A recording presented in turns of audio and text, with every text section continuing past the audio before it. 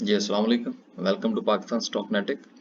उम्मीद है कि आप तमाम दोस्त खैरियत से होंगे और वीकेंड अच्छा गुजर रहा होगा, क्योंकि फ्राइडे वाले दिन जो है वो तो मार्केट ने थोड़ा डाउनवर्ड मूव दिखाई, तो शायद उसकी वजह से कुछ लोग जो है वो थोड़ा वो क्या कहते हैं जी, परेशान भी हों। लेकिन परेशानी वाली मेरा ख्याल है कोई बात नहीं है। मार्केट का ऊपर जाना और मार्केट का नीचे जाना, ये दोनों मूव्स जो हैं वो मार्केट की, ये उसका हुस्न है। तो मार्केट के हुस्न को जो है वो एंजॉय करना चाहिए और मार्केट की मूव के साथ जो है वो अपनी स्ट्रेटजी को भी चेंज करना चाहिए।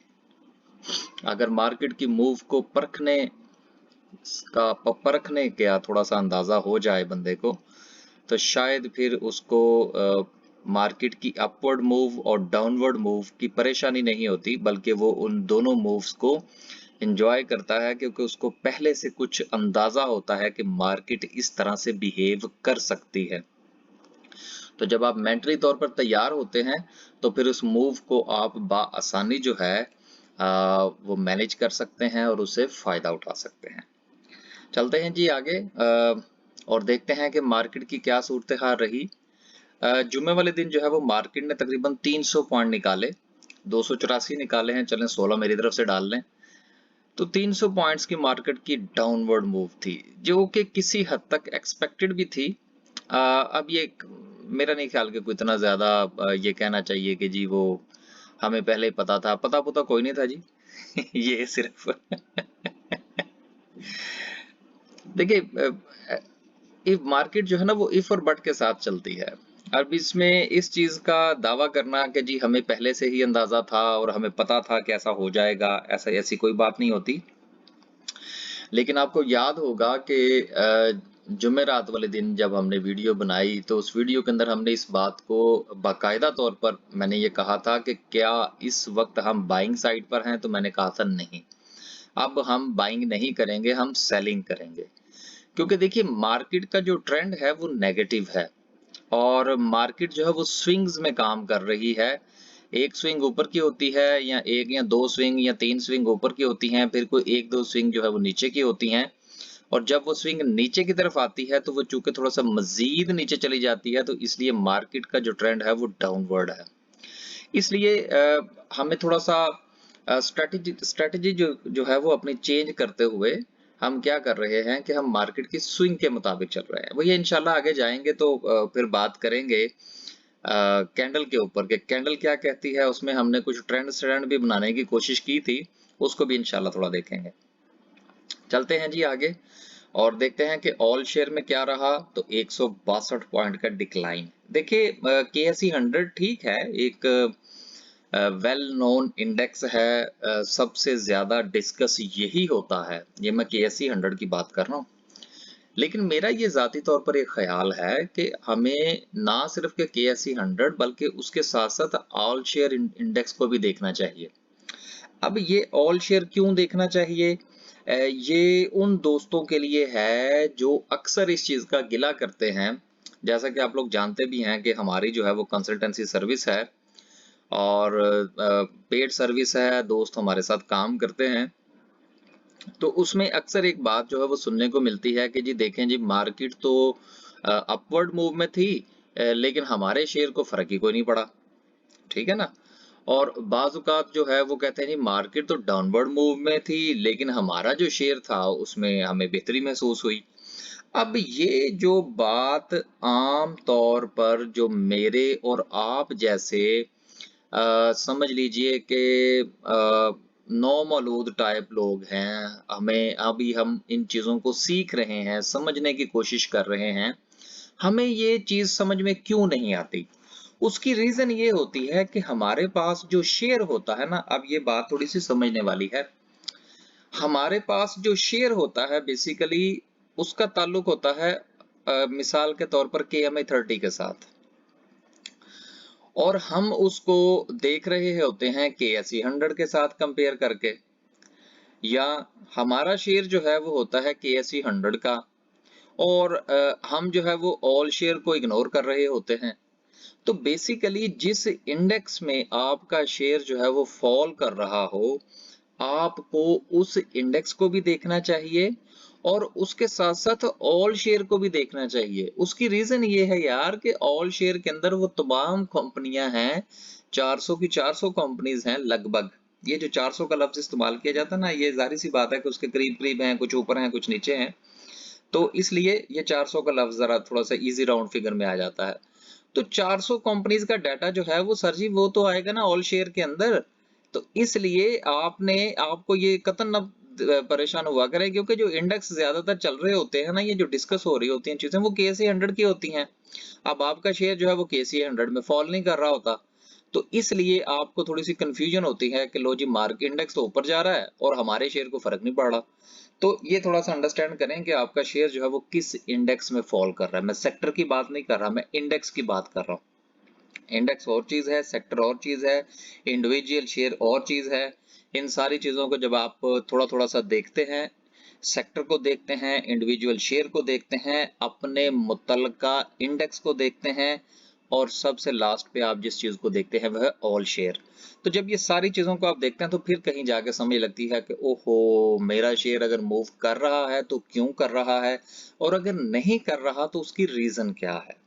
मेरा ख्याल है आज शायद कुछ एक दो बातें करने की कोशिश की मैंने। आगे चलते हैं जी और देखते हैं कि KMI30 क्या कहता है। उफ, KMI30 783 पॉइंट्स नीचे, इसका डाउनफॉल रुकने का नाम ही नहीं ले रहा। आ, कोई बात नहीं, नहीं ले रहा तो जाने दे इसको नीचे। जितना इसने जाना है आखिर कब तक, कहां तक ये फॉल करेगा, कहीं ना कहीं जाके तो ये फ्लोर पे खड़ा होगा।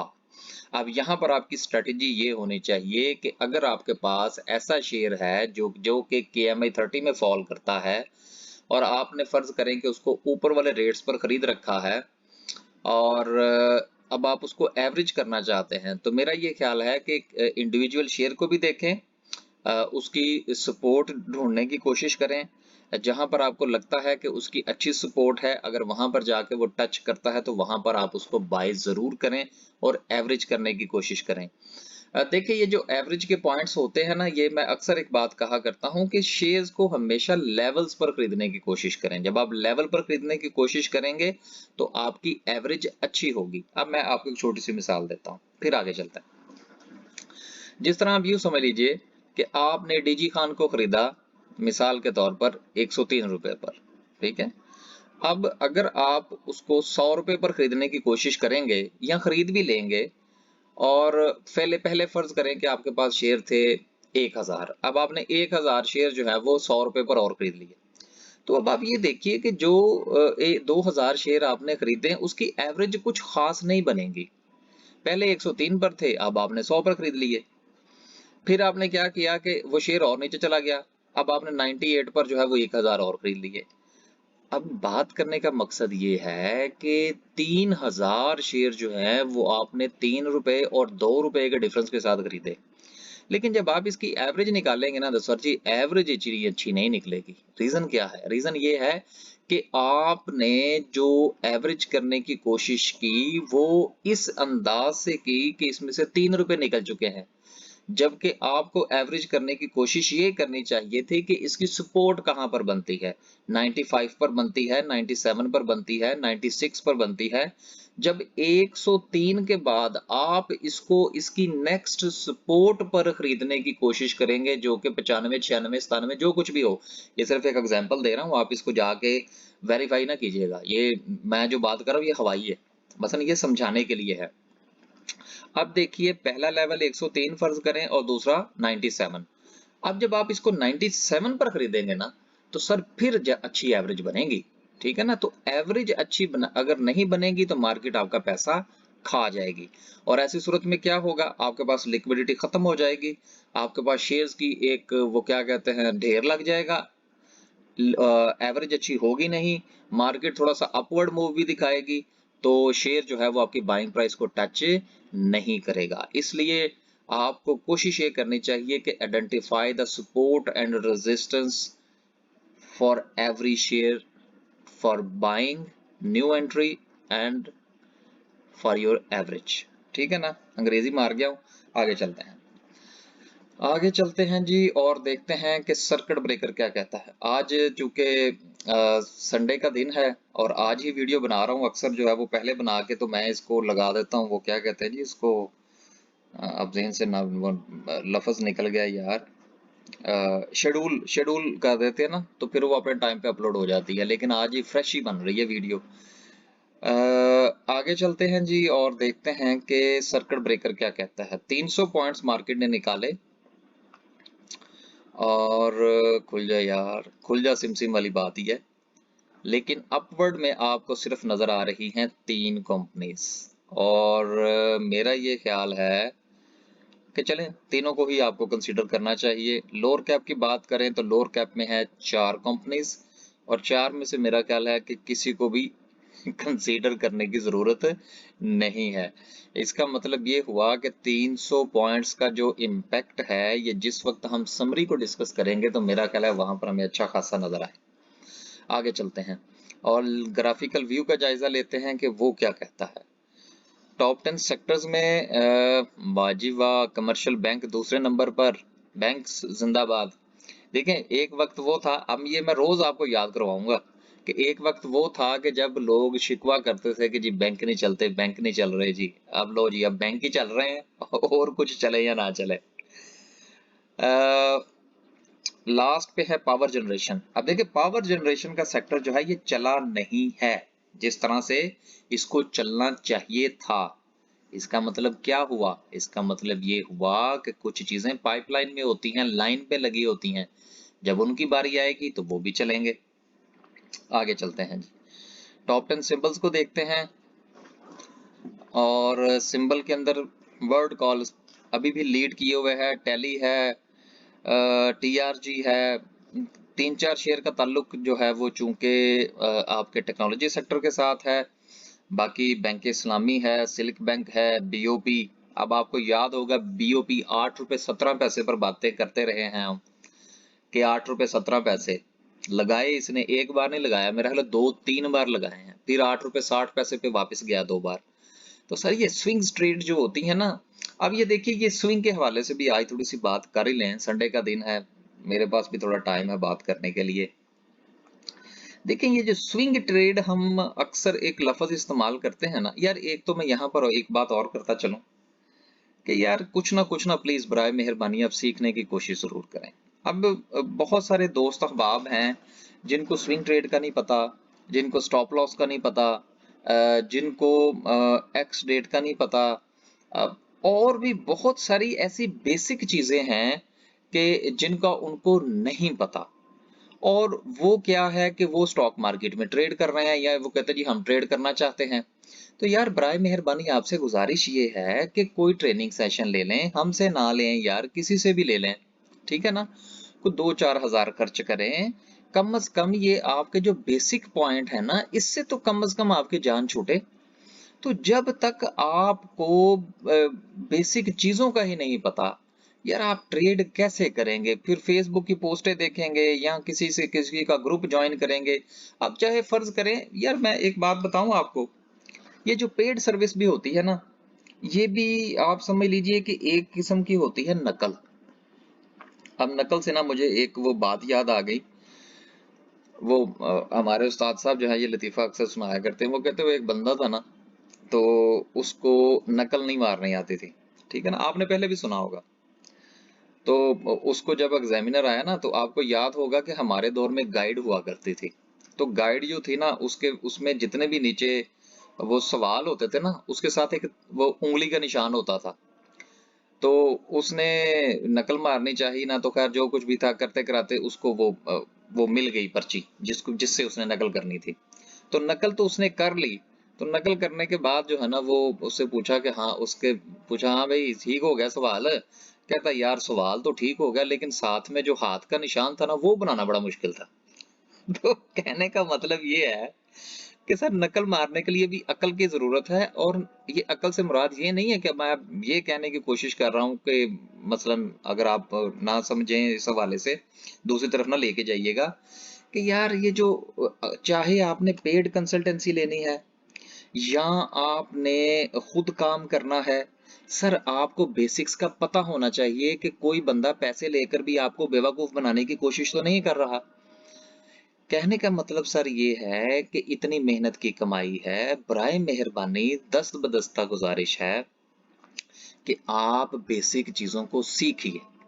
अब ये मैं बार बार बार बार इस चीज के ऊपर जोर देता हूँ, फिर कुछ दोस्त मेरे साथ राब्ता भी करते हैं और वो शायद ये समझते हैं कि मैं उनसे ये कह रहा हूँ कि आप मुझसे सर्विस ले लें। नहीं सर, आप मुझसे ना लें, आप किसी से भी ले लें, लेकिन कम से कम आपके सवाल के अंदर खूबसूरती पैदा हो जाएगी। जब आप किसी से सवाल पूछेंगे तो उसके अंदर आप टेक्निकल चीजें पूछेंगे, बेसिक चीजें नहीं पूछेंगे कि जी ये जो हम जब ट्रेड करने लगते हैं तो ये REG का क्या मतलब होता है। अब यार इस चीज का ही नहीं पता तो फिर ट्रेड करके आपने क्या करना है। वो पैसे आप किसी बैंक शैंक में ही रखें, वो आपके लिए ज्यादा बेहतर रहेगी। चलें यार, कुछ आज कुछ ज्यादा ही काम वो क्या कहते हैं सीधा हो गया। चलते हैं, थोड़ा लाइट मूड करते हैं। सिंपल पोजीशन को देखें तो सिंपल पोजीशन है जी माशाल्लाह 33% एडवांस में है और 54% डिक्लाइन में है। अब यहाँ से बिल्कुल भी हमें जो है वो कोई चीज इंडिकेट नहीं कर रही कि चीजों की जो मंदी है क्या वो रुक रही है या नहीं। आगे चलते हैं और बात करते हैं जी समरी की। समरी क्या कहती है? 213 कंपनीज जो है वो डिक्लाइन का शिकार है, 146 अपवर्ड मूव में है। ऑटोमोबाइल असेंबलर्स, ऑटोमोबाइल असेंबलर में मैंने आपसे 2-3 दिन पहले भी कहा था, आज फिर कह रहा हूं कि ऑटोमोबाइल असेंबलर में जो चीजें लीड करती हैं वो है गंधारे दोनों भाई। इनके ऊपर आप गौर फरमाइए, चाहे आपने सेक्टर के किसी भी कंपनी में काम करना हो। ऑटोमोबाइल पार्ट्स की बात करें तो पार्ट्स के हालात भी वही हैं जो कि ऑटोमोबाइल असेंबलर्स के हैं। केबल्स, वेव्स जो है ये अपने बिल्कुल, अगर आपकी बाइंग जो है वो 23-24 रुपए की है, 23.5, यूं समझ लीजिए कि अगर 23 रुपीज से ऊपर की आपकी अगर बाइंग है तो आप यहाँ पर आप इसको एवरेज करना चाहें या न्यू एंट्री करना चाहें तो आप गौर फरमा सकते हैं। सीमेंट सेक्टर की बात करें, सीमेंट सेक्टर के अंदर भी अच्छा खासा डिक्लाइन जो है वो चलता ही चला आ रहा है। देखिए कुछ शेयर्स के हवाले से जो है वो बातें हो रही हैं कि शायद पता नहीं कोई कंपनी किसी को एक्वायर करने के चक्कर में है, या जब कुछ कंपनी एक्वायर करेगी ना तो फिर देख लेंगे। कबल अज वक्त जो है, या तो दो किस्म की न्यूज होती हैं। नंबर एक, या तो आपका सोर्स ऐसा हो जो कि 100% एक्यूरेट हो, फिर तो आप उस न्यूज के मुताबिक आप काम जरूर करें।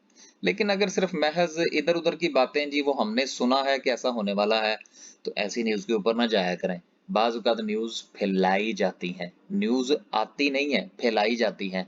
आने में और फैलाने में बहुत फर्क होता है। इन दोनों के अंदर जो है वो थोड़ा जायजा लेने की कोशिश किया करें कि क्या न्यूज फैलाई जा रही है या न्यूज आई है। जो रियल होती है वो आती है और जो अफवाह होती है वो फैलाई जाती है। ये फर्क है दोनों के अंदर न्यूज का फैलाना और न्यूज का आना। डीजी खान जो है ये 93 रुपीज पे इस वक्त खड़ा है। अगर आपकी बाइंग जो है वो 103 की है तो यहाँ पर आप बिल्कुल गौर फरमा सकते हैं इसको एवरेज करने के लिए। आगे चलते हैं। अब देखिए मैंने पिन पॉइंट भी कर दिए हैं दो शेयर्स, ताकि आपको जरा चीजों को समझने में आसानी हो। आगे चलें जी, केमिकल सेक्टर के हालात थोड़े बेहतर नजर आ रहे हैं दूसरों की निस्बत। डेस्कॉन ऑक्सीकैम, यार ये जो डेस्कॉन ऑक्सीकैम है ना, इसको तो जिस तरह से परफॉर्म करना चाहिए था या इसकी एक्सपेक्टेशन थी वैसे ये उस तरह से परफॉर्म नहीं कर पाया। लिहाजा मेरा ये ख्याल है कि जिनके पास ये शेयर मौजूद है, अगर उन्होंने 30-32 रुपए पर इसको खरीद रखा है तो वो यहाँ पर इसको एवरेज फरमाइए, और एवरेज भी 25% से आपकी ज्यादा नहीं होनी चाहिए। आगे चलें जी, कमर्शियल बैंक्स। देखें बैंक्स तो जी अब सारे भी ही परफॉर्म कर रहे हैं, बहुत अच्छा परफॉर्म कर रहे हैं। साबा बैंक जी हमने 10 रुपए पर बेच दिया था, अब हमारे पास नहीं है, हम यही बताएंगे फिलहाल तो। बीओपी जो है ये हमारा बड़ा पसंदीदा शेयर रहा है, 8 रुपए 17 पैसे पर 2-3 बार इसने सपोर्ट बनाई है अपनी, और आज इसका हाई जो था वो 8 रुपए 70 पैसे था। तो ठीक है, जब ये 9 रुपए से क्रॉस कर जाएगा तो फिर 9 से 10 के दरमियान घूमेगा, फिर देख लीजिएगा आपने क्या करना है। आगे आप लोग माशाल्लाह खुद समझदार हैं। इंजीनियरिंग सेक्टर की बात करें तो कुछ तब्दीली नजर नहीं आ रही, सीमेंट वाले हालात ही हैं। आगे चलते हैं। फर्टिलाइजर सेक्टर, फौजी फर्टिलाइजर बिन कासम के अंदर सिर्फ 19 पैसे की कमी है और फौजी फर्टिलाइजर के अंदर 2 रुपए 58 पैसे का इजाफा है। ठीक है, 110 से पे देखेंगे इसको ये क्या करता है। अगर वापस आया तो फिर भी देखेंगे, अगर ऊपर गया तो फिर भी इंशाल्लाह इस पर बात करेंगे। फूड सेक्टर के हालात भी जूं के तूं ही चल रहे हैं। क्लोवर जो है ये दिन ब दिन नीचे ही जाता चला जा रहा है। देखिए क्लोवर के हवाले से आपको याद होगा कि ये शेयर मेरा ख्याल है कि कोई 80-90 रुपए से गिरता हुआ बहुत नीचे चला गया है। कोशिश करेंगे इंशाल्लाह आने वाले 1-2 दिन में कि इसकी कोई सेपरेट वीडियो बनाएं और इसका देखें कि इसका क्या मसला है। आपको याद होगा कि क्लोवर का हमने मेरा नहीं ख्याल कि वीडियो के अंदर कभी जिक्र किया हो। तो उसकी रीजन ये है ना यार कि 400 कंपनीज हैं, अब हर एक का जायजा लेना बहुत मुश्किल होता है सर। तो लेंगे इंशाल्लाह। मैं इसको देखने की कोशिश करूंगा कि इसकी रीजन क्या है इतना बड़ा डिक्लाइन आने की और क्या इसके कुछ चांसेस हैं रिकवरी के। अगर होंगे तो फिर इंशाल्लाह इस पर बात करेंगे। अल शहीर 16 रुपए लगा गया, चलें अच्छी बात है जी। आगे चलें जी। और ग्लास एंड सिरामिक्स, वाह जी वाह, जेड़ा पन्नो ही लाल। ठीक है भाई, आने दें इसको नीचे। जब चीजें कुछ थोड़ा नीचे आएंगी तो फिर हम इसके ऊपर बात करेंगे। आपको पता ग्लास सेक्टर के ऊपर हमें काफी अरसा हो गया, हमने किसी कंपनी के ऊपर बात नहीं की। इंश्योरेंस को छोड़ दें, इन्वेस्टमेंट बैंक्स की बात करें तो FNEL 8.5 रुपए पर दोबारा फिर खड़ा है। 8.5 से आगे पीछे है, ये इसका बहुत अच्छा लेवल है। लेकिन एक चीज याद रखिएगा, ये उन लोगों के लिए शेयर है जो रिस्क टेकर हों। रिस्क टेकर में और सेफ खेलने वालों में बड़ा फर्क होता है। इसलिए अगर आप जो है वो रिस्क टेकर नहीं है तो इस शेयर की तरफ मत देखिए, आप कोई और शेयर देख लें। लीजिंग को भी छोड़ दें। लेदर सर्विस इंडस्ट्री में 1 रुपए 45 पैसे की कमी है, कोई कमी नहीं है। मिसलिनियस की बात करें तो इकॉप एक और कैप ही समझ लेना। 40 रुपए का शेयर जब 2.5 रुपए ऊपर जाएगा तो इसको कैप ही समझा जाए। हमने मेरा ख्याल है ये शेयर रिकमेंड किया था मेरे लिए 33-34 रुपए पर, if I am not wrong, अगर मैं भूल नहीं रहा तो। ठीक है यार, 37-38 रुपए पर भी आप बेच सकते थे, 40 पर भी बेच सकते थे, अब तो 43 रुपए तक चला गया। और क्या निकालना है आपने इसमें से।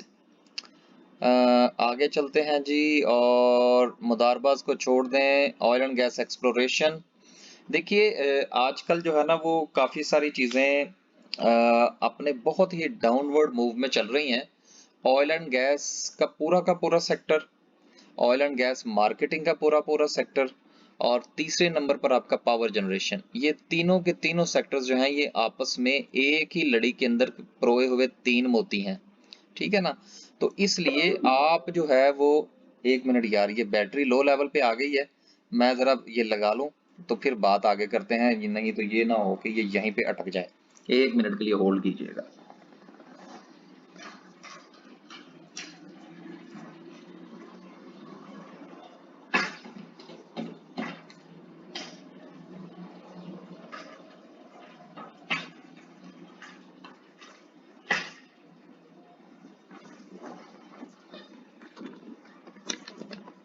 जी लग गया चार्जर। तो बात हम ये कर रहे थे कि देखिए ये तीनों के तीनों सेक्टर है ना, ये इन तीनों का ताल्लुक जो है वो चूंकि गवर्नमेंट के कंट्रोल के साथ है, इसलिए वो जब चाहेंगे इनके पैसे रिलीज करेंगे। एक से पैसे ले रहे हैं, दूसरे सॉरी एक से ऑयल ले रहे हैं, दूसरे को दे रहे हैं, उसकी बनी हुई बिजली बेच रहे हैं और उनको वापस पैसे नहीं दे रहे। तो ये एक चेन है जो चेन फंसी हुई है। तो जिस दिन ये चेन सीधी हो गई, ये इनमें से कोई भी शेयर, मैं तीनों की बात कर रहा हूं, oil and gas exploration, oil and gas marketing, और तीसरा मैंने पावर जनरेशन की बात की। सर ये तीनों सेक्टर किसी के हाथ में नहीं आने, आगे आप लोग खुद समझदार। पेपर एंड बोर्ड की बात करें, मैरियट, वाह जी वाह, 15 रुपए से गया और 15.38 की क्लोजिंग है। पैकेजेस में से निकले हैं 5 रुपए। पैकेजेस में हम इतना ज्यादा काम नहीं करते, बहुत बड़ा शेयर है। रोशन पैकेजेस दोबारा फिर 28 रुपए पर आया चाहता है, 32-33 रुपए को हाथ लगा के आया है। फार्मास्यूटिकल की बात करें तो सब में से 6-6, 7-7 रुपए निकले हैं, मां सवाए सर लगे। नहीं यार, पावर जनरेशन की बात हो चुकी, बुरे लेवल पर नहीं है, एक भी शेयर बुरे लेवल पर नहीं है। आगे चलें जी, रिफाइनरीज। रिफाइनरीज में पाकिस्तान रिफाइनरीज के अलावा बाकी में थोड़ी थोड़ी सी हमें इम्प्रूवमेंट नजर आ रही है। देखिए, आपको याद होगा कि मैंने कुछ अर्सा पहले एक बात कही थी कि सर रिफाइनरीज का जो सेक्टर होता है ना, ये थोड़ी सी स्ट्रेटेजिकल स्ट्रेटेजिकल होता है या स्ट्रेटेजिकल होता है यार, ये प्रोनाउंसिएशन पे ना जाइएगा, इन्वेस्टमेंट होती है, इसलिए इनसे जरा थोड़ा सा ना परहेज किया करें। लेकिन अगर आपने इसमें काम भी करना हो तो कोशिश ये करें कि आप इनको की अच्छे लेवल्स पर खरीदें। मसलन बाइकों के बारे में हमने ये कहा था जी, 9 रुपए से नीचे, 9.5 रुपए की पहले बात हुई, और फिर दोबारा जो बात हुई हमारे अपने क्लाइंट्स के साथ वो थी 9 रुपए की, कि 9 रुपए से नीचे आएगा तो फिर हम इंशाल्लाह इस पे बात करेंगे, और हमने बात की। आगे चलते हैं, शुगर को छोड़ दें, शुगर के हालात बड़े अच्छे नजर आ रहे हैं, लेकिन चूंकि हमारी अभी किसी भी शेयर के हवाले से स्टडीज नहीं है, सिंथेटिक की बात भी नहीं करेंगे। टेक्नोलॉजी सेक्टर, टेक्नोलॉजी के हालात एवेंसियन में से निकले हैं 4 रुपए 80 पैसे। ऑक्टोपस भी आने वाला है, फिर देखेंगे कि ये क्या करता है। नेटसोल वापस फिर 150 की तरफ रवां दवा है। देखिए, नेटसोल के हवाले से मैं एक बात आपको बताऊं, जितने लोग अब नेटसोल के अंदर काम करना चाहते हैं, लेकर पकड़कर बैठने का कोई फायदा नहीं होगा। लें 3% 5% प्रॉफिट लें, काटें पोजीशन, फिर देखेंगे ये क्या करता है। उम्मीद है कि आप दोस्त अब समझ गए होंगे कि मैंने क्या कहने की जसारत की है। टेक्सटाइल कंपोजिट जो है उसमें भी हालात कुछ ठीक ही हैं।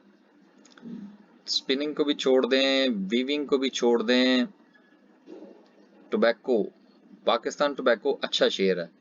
ट्रांसपोर्ट सेक्टर की बात करें तो सारा का सारा ही नीचे है। देखिए, पीआई बीटीएल जो है 8.5 9 8.5 9 9 रुपए जो है, ये इसका बुरा लेवल नहीं है।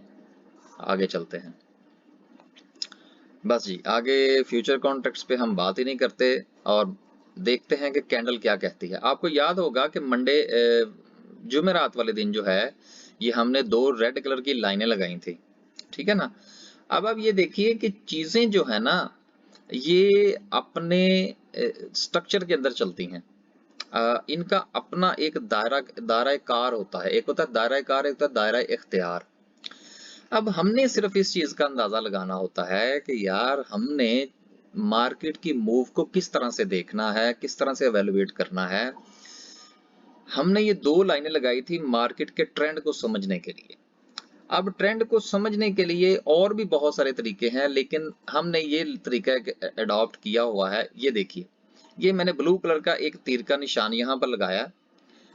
अब आप ये देखिए कि यहां पर जो हमने रेड कलर की लाइन लगाई, यहां पर मार्केट जो है वो एग्जैक्टली आपकी लाइन को उसने टच किया, और फिर उसके बाद मार्केट के अंदर एक डाउनफॉल आपको नजर आई, जो कि बहुत ही डेंजरस किस्म की थी। ना सिर्फ कि उसने मार्केट के अंदर आई हुई बढ़ोतरी को जो है वो खत्म किया, बल्कि उसके साथ साथ 300 पॉइंट्स मार्केट में से और निकले। और अगर आप इसको टोटल मूवमेंट को जो उस दिन हुई, मेरा ख्याल है लगभग मार्केट में से 500 पॉइंट्स निकले। 200 पॉइंट्स तो वो निकले जो मार्केट अपवर्ड मूवमेंट में थी, और 300 पॉइंट उसमें से एक्स्ट्रा निकले, और मार्केट जो है वो उसकी क्लोजिंग काफी बुरे अंदाज में हुई।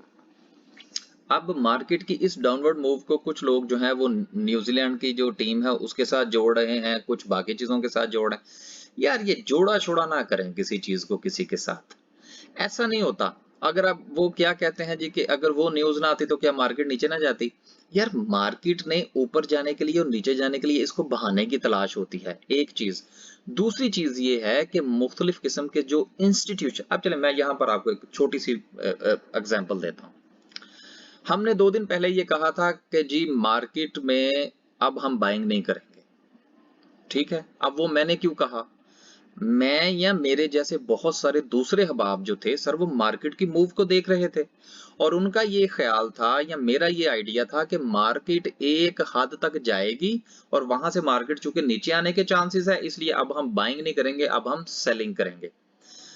अब इसी तरह की राय अगर 4, 5, 8, 10, 15, 20, 50, 100 लोगों की इकट्ठी हो जाती है और वो इस सारे लेवल्स को डेंजरस लेवल समझना शुरू कर देते हैं, तो इससे एक ट्रेंड बनता है। और वो ट्रेंड किस चीज का बनता है कि एक लेवल को, इंडेक्स के लेवल को आइडेंटिफाई कर लिया जाता है। तो जब हर बंदा उस लेवल पर जाके अपना स्टॉप लॉस बनाएगा और वहां पर वो जाके स्टॉप लॉस अगर हिट होंगे, तो सर वो चीज फिर वहां से ऊपर या वहां से नीचे कैसे जाएगी। समझाने का सिर्फ मतलब ये है कि ये जो ट्रेंड श्रेंड होते हैं ना, ये सिर्फ किसी एक या दो या चार बंदे के बस की बात नहीं होती। ये कलेक्टिव स्टडी जब बनती है तो उससे चीजें या तो बेहतर होती हैं या डिक्लाइन का शिकार हो जाती हैं। अब हमारा ये ख्याल है, अब ये जो मैंने सपोर्ट एंड रेजिस्टेंस और ये जो ट्रेंड लाइंस बनाई हैं, ये किसी भी फार्मूले के तहत नहीं बनाई, ये मेरी इंडिविजुअल स्टडीज है।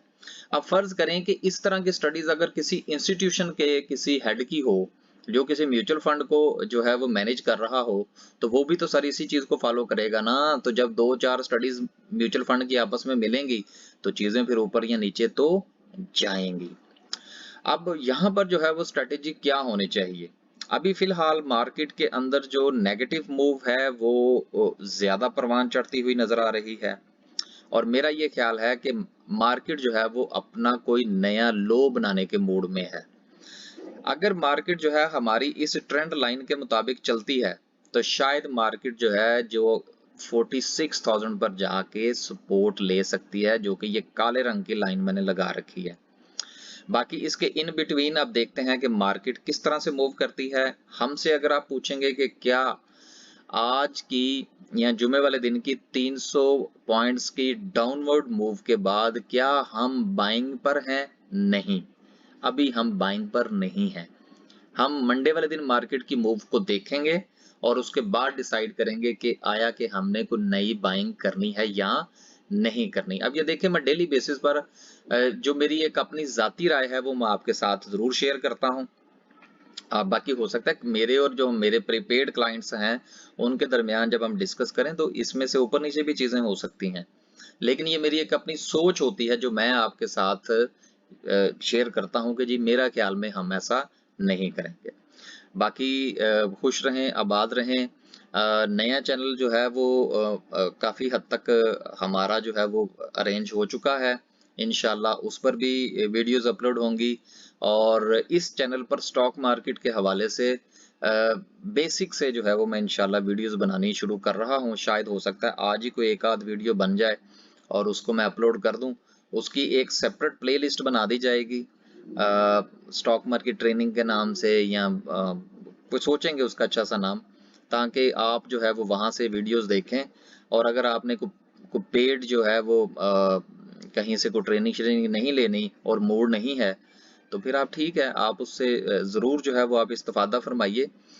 लेकिन मैं एक चीज आपको बताऊं, अक्सर हम अपने उस्ताद साहब के साथ जब गुफ्तगू करते हैं तो वो ये चीज फरमाते हैं कि अब ये मैं किसी को ये नहीं कह रहा कि वो मसलन पेड कोर्सेज करे, लेकिन मेरी बात को थोड़ा सा अंडरस्टैंड कीजिएगा पॉजिटिव सेंस में। लेकिन अगर ना भी करें तो कोई बात नहीं। वो उस्ताद साहब अक्सर फरमाते हैं कि देखिए सेल्फ स्टडी से परहेज किया करें। अच्छा, मेरे लिए ये एक बड़ी जो है ना वो अचंभे की बात थी कि आजकल हमारे यहाँ जो है ना वो एक रवाज हो चुका है ऑनलाइन स्टडीज का, सेल्फ स्टडीज का। आप कोर्स पकड़ें, सेल्फ स्टडी करें, फिर जाके तो आप वो पेपर शेपर दे दें और देन जो भी आपने करना है वो करें। अच्छा, मैंने से मुराद ये है, ये जब भी मैं कहता हूँ मैंने, इसका मतलब होता है कि हम जो दोस्त अहबाब वहां पर बैठे थे ना वो उसमें। तो सवाल किया गया कि उस्ताद जी ये क्यों, क्या मसलन सेल्फ स्टडी जो है वो ये तो आजकल एक नया ट्रेंड है, मॉडर्न ट्रेंड है, तो इसकी इसकी क्या रीजन है।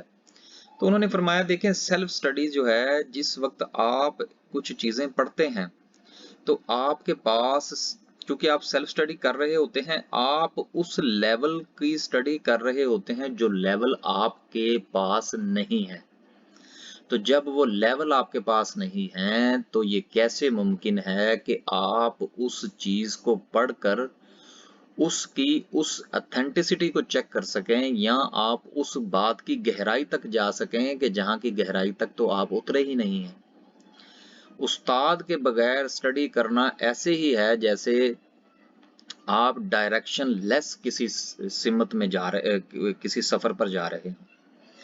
तो कहने का मतलब ये है कि सर सेल्फ स्टडी ठीक है, आप जरूर फरमाइए, वीडियो शीडियो देखिए, हम भी ठीक है, वक्त का तकाजा है, अपलोड कर देते हैं, लेकिन फिर भी कोशिश ये करें कि किसी ना किसी के पीछे जरूर चलें। जब आप किसी के साथ चलेंगे, किसी को उस्ताद मानकर उससे सीखने की कोशिश करेंगे, तो आप यकीन कीजिएगा कि सेल्फ स्टडी में और किसी से पढ़ने या सीखने में बहुत फर्क है, बहुत ही फर्क है। ये शायद फर्क वो ही दोस्त अहबाब समझ सकते हैं जिन्होंने एक ही चीज को दो जगहों से पढ़ा हो, सेल्फ स्टडी के साथ पढ़ा हो और उसके साथ उसी चीज को किसी उस्ताद के ज़ेरे असर पढ़ा हो। बहुत फर्क पड़ता है सर। ना सिर्फ के आपको उस लेवल की समझ आती है, बल्कि उसके साथ साथ आपको रवैयों की समझ आती है। और ये जो मार्केट का रवैया समझ में नहीं ना आ रहा कि मार्केट का रवैया जो है वो परफॉर्म कैसे कर रहा है, हमें समझ नहीं आ रही मार्केट कर क्या रही है। सर इसमें बहुत सारा हाथ जो है ना वो सेल्फ स्टडीज का है। माजरत के साथ आज शायद कुछ काफ़ी बातें जो हैं वो इधर उधर की हुई, और शायद काफ़ी सारी बातें जो हैं वो अ, अपने खिलाफ भी हुई तो इसलिए बस ठीक है यार, गपशप का हमारा चैनल है। मैंने कभी इस चीज़ का दावा नहीं किया। 36-37 मिनट की वीडियो हो गई है, तो बस बताने का मकसद ये है कि सेल्फ स्टडी ज़रूर करें, लेकिन बराए मेहरबानी किसी ना किसी को अपना उस्ताद ज़रूर बनाइए। उस्ताद के बगैर कुछ नहीं है। हर बंदे की अपनी एक राय है। मेरी राय में ये है कि ऑनलाइन स्टडीज़, सेल्फ स्टडीज़, ये इंशाल्लाह दूसरे वीडियो चैनल्स के ऊपर काफ़ी तफसील से गुफ्तगू करेंगे। बचना चाहिए, उस्ताद के साथ बैठें, बहुत कुछ सीखने को मिलेगा। अल्लाह हाफिज़।